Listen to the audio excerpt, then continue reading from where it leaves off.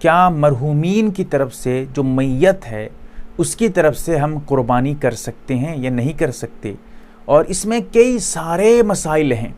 इस वीडियो में एक एक जुज़ आपके सामने हल करूंगा।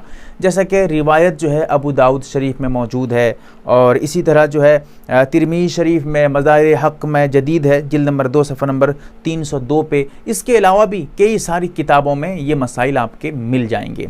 सबसे पहला मसला, अगर मरने वाला जिसके नाम से आप कुर्बानी कर रहे हैं वो वसीयत करके मरा था, कह के गया था कि भाई मेरी तरफ से कुर्बानी कर देना, और उसके बाद उसका इंतकाल हो गया, वसीयत किया था कुर्बानी करने के लिए, तो ऐसी सूरत में अगर उसी के माल में से इतना माल है, वो इतना माल छोड़ कर गया है कि जिससे कुर्बानी कर सकें, तो उसमें तफसील है, सुलूस माल वगैरह एक लंबी बहस है उस पर।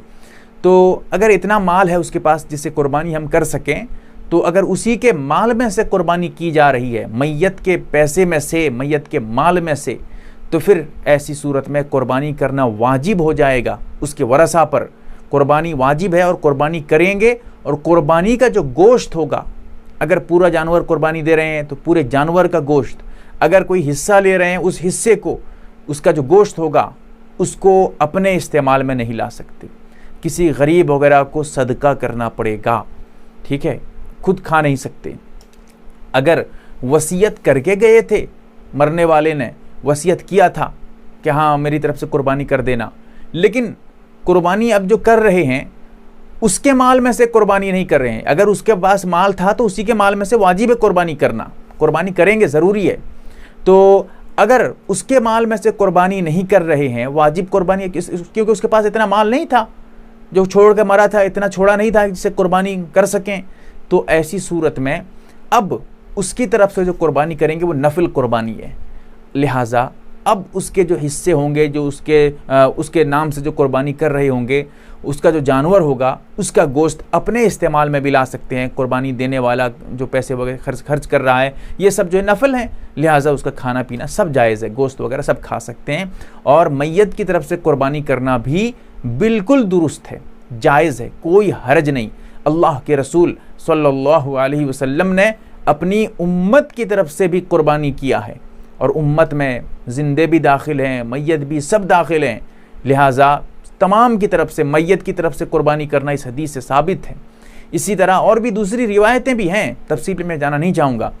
और यहाँ पर एक चीज़ और समझें कि अगर एक तो वसीयत किया था लेकिन माल नहीं था, और दूसरे आदमी को कुर्बानी कर रहा है अपने माल में से, नफिल कुर्बानी।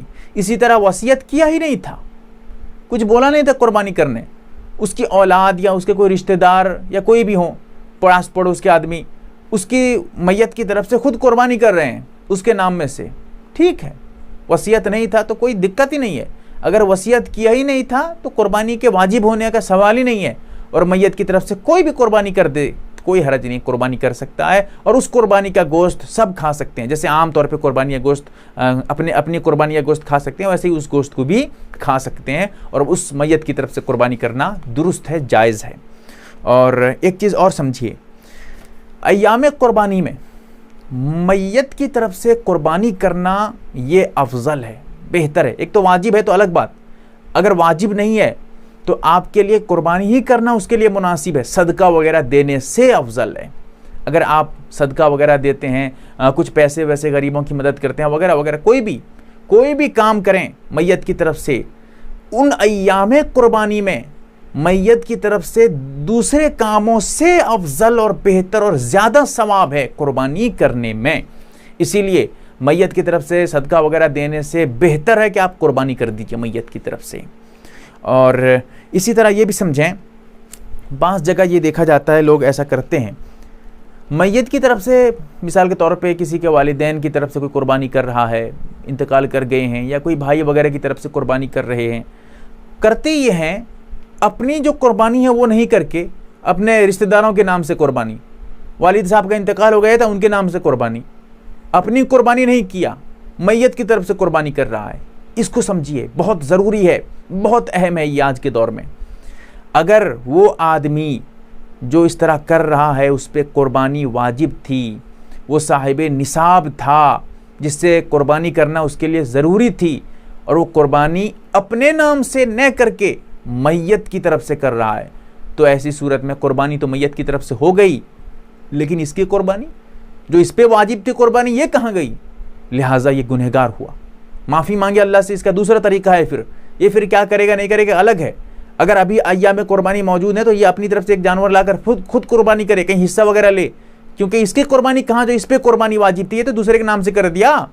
हाँ, अगर इस पे कुर्बानी वाजिब नहीं थी, ये खुद गरीब आदमी था, साहिब निसाब नहीं था, तो ये किसी के भी नाम में कर दे, अपने नाम में करे, अपनी औलाद के नाम में करे, किसी मैयत के नाम से करते या किसी के भी नाम से कर दे, कोई दिक्कत नहीं।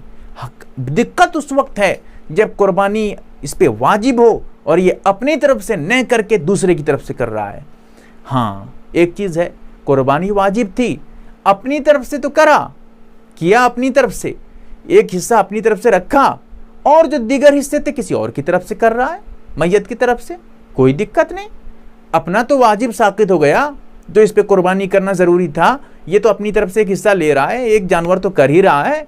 छोटा जानवर है तो एक हिस्सा तो एक जानवर तो कर ही रहा है, बड़ा जानवर है तो एक हिस्सा अपना नाम तो रख रहा है, उसके अलावा जो दीगर हिस्से हैं उसमें और मैयतों का नाम दाखिल कर रहा है। ठीक है, कोई बात नहीं।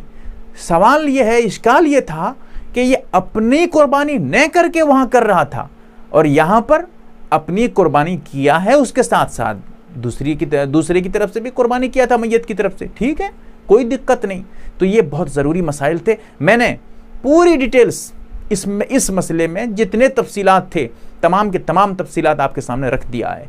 अल्लाह ताला हमें समझ अता करे। MARB दीनी मालूमात चैनल को सब्सक्राइब करें और घंटी वाले निशान को जरूर दबाएं, ताकि हमारी हर नई वीडियो आप तक पहुंचती